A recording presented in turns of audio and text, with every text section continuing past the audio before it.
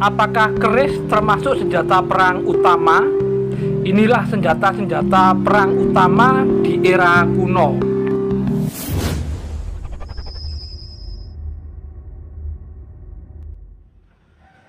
Rahayu, Rahayu, Rahayu.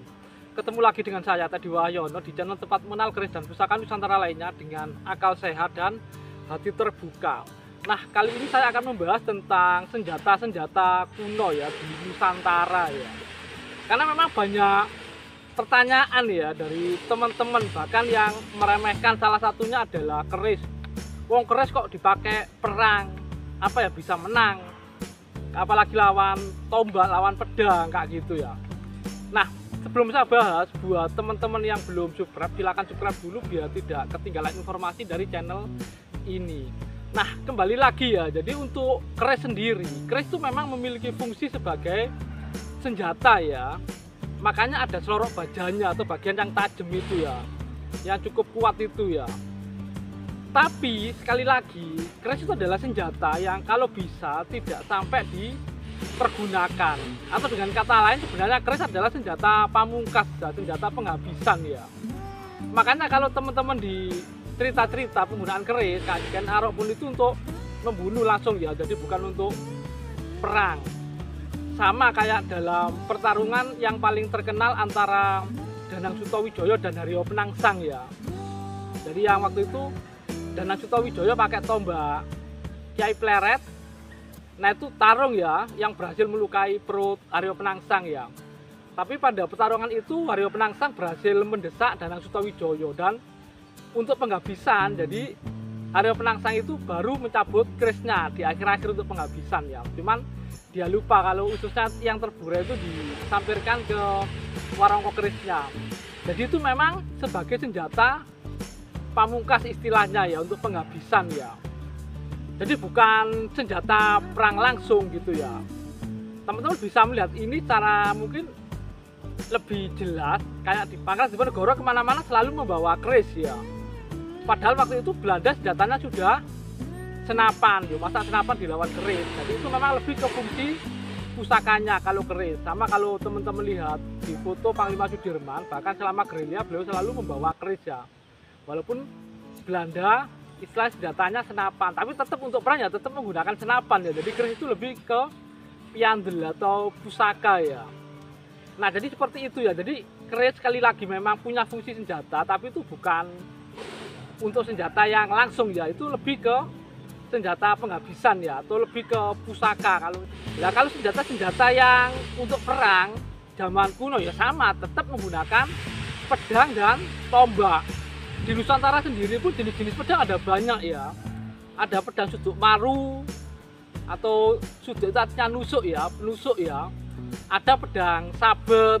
Pedang sabet itu yang fungsi utamanya lebih ke disabetkan ya, biasanya yang agak melengkung gitu ya. Ada pedang lameng ya, yang agak lurus, kayak kalau teman-teman lihat itu yang kayak pedangnya Patimura, jadi mirip-mirip seperti itu.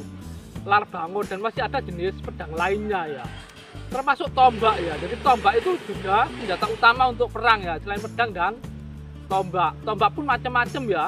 Ada tombak piring yang sering dipakai perang, ada tombak dapur pleret, termasuk yang buntut mimi ini ya. Jadi ini salah satu tombak spesial yang memang khusus dipakai perang atau tombak tempur ya. Nah, ini dari strukturnya sudah kelihatan ya ini ya. Apalagi kalau teman-teman lihat untuk penyepuhannya ya. Jadi memang benar-benar penyepuhan sebuah tombak ya. Jadi beda ya. Jadi tidak merata di seluruh bilah ya. Karena memang untuk nyepuh tombak, konon untuk yang paling ujung itu yang paling keras atau badannya paling tinggi. Semakin ke belakang, besinya yang semakin kadar besinya semakin tinggi. Karena kalau semuanya keras, kalau ditusukkan ke benda yang sama-sama keras, rawan patah ya, rawan patah. Makanya yang paling keras yang ujung, semakin ke sini semakin tidak keras. Malah ini ada bahan pamornya yang di belakang ini ya. Dan itu memang untuk tombak sebagai peredam ketika untuk membentur benda yang keras. Nah, tombak tempur ini sendiri, ini memiliki struktur yang cukup unik ya. Jadi di sini rata, di sini ada odo-odo yang cukup ekstrim ya. Jadi ini memang untuk penusuk ya, konon untuk memang nembus baju besi juga ya. Dan ini memang kalau mengenai tubuh, jadi robeknya nanti itu cukup parah ya, atau sukar tertutup ya, makanya kalau yang kena kayak senjata seperti ini itu darahnya pasti keluar banyak ya, dan kemungkinan meninggalnya itu lebih besar ya. Jadi odo-odonya seperti ini ya, makanya kalau di pisau sekarang yang untuk perang pun ada aturan ya, nggak boleh pakai odo-odo ekstrim seperti ini ya, karena itu memang dianggap terlalu sadis ya. Jadi macam-macam. Jadi sekali lagi, jadi keris itu memang punya fungsi senjata ya, tapi lebih ke pusaka. Itu pun dipakai paling di akhir-akhir ya, kalau istilah kepepet ya, atau mungkin musuhnya terlalu sakti ya. Kalau pedang dan tombak tidak mempan, biasanya pakai keris ya. Tapi kalau untuk pertempuran umum biasa tetap memakai tombak dan memakai pedang ya. Jadi seperti itu ya. Jadi kalau ada yang bilang keris kok dipakai senjata, apa bisa menang gitu loh. Sekali lagi, keris memang punya fungsi senjata, tapi lebih ke pusaka ya. Jadi seperti itu. Nah, mungkin itu saja dari saya. Jadi semoga bermanfaat, dan jangan lupa untuk like dan subscribe-nya. Dan inilah detail bila tombak, yaitu buntut Mimi ya. Salah satu bentuk tombak tempur yang bisa dibilang cukup mengerikan ya, karena itu di bagian sisi baliknya itu ada odo-odo yang sangat ekstrim ya. Nah, seperti ini. Marmo dan tabrikulub angulah lantiping ati. Maka hendaklah suka anakku melatih ketajaman hati.